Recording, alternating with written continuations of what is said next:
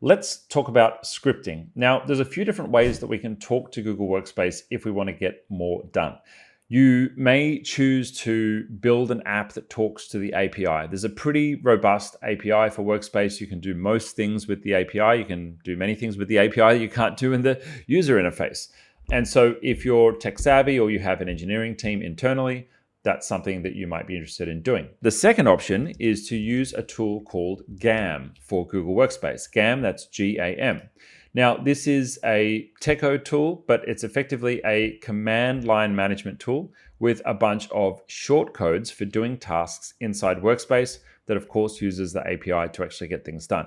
Now, if you're not a computer nerd, this one's probably not for you, but this might be something that if you're doing repetitive tasks, you want to give to your IT manager or your IT engineering team and have them get some automations happening. GAM is really useful if you don't want to necessarily write things manually to the API yourself, but you perhaps want to run certain scripts or certain tasks every day or every week. You can do that using GAM. Now, if you are non-Techo, there are some other options if you want to do automation. Say, for example, onboarding of staff or offboarding of staff. Now, a pretty popular app that's been around for a long time is called BetterCloud. BetterCloud will help you to get your onboarding and offboarding and, let's say, your administration tasks more systemized in Google Workspace.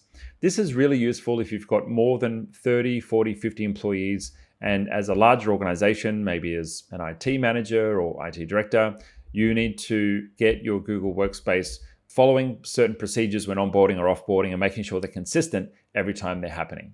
So BetterCloud would be our recommendation if you're not so techo that you want to build something yourself manually using the API, but you do still want to get some automated repeated tasks happening. Finally, I would add Zapier to the list. Now, Zapier is a great online service. Zapier allows you to automate tasks between different systems, but you can also set automated repeating tasks as well. And so Zapier will let you connect to Google Workspace. Maybe that's every time a spreadsheet is updated, automatically posting something into Google Chat. Maybe that's every time a lead comes in on your website, automating it to arrive somewhere in, I don't know, maybe your Google Contacts or maybe in a CRM system that you've got. All of these can happen automatically, either on a repeating schedule, so it is automated, or just when somebody fills out a form. You can choose whatever trigger that you want to choose. But that's a quick summary of different ways that you can automate in Google Workspace. I'd love to know what your ideas are. Let me know if you're listening, if you've got anything that you think you could do better. If you need more help with what we've covered in this video, itGenius provides support services to businesses all over the world with problems just like this. Click the link below to get started.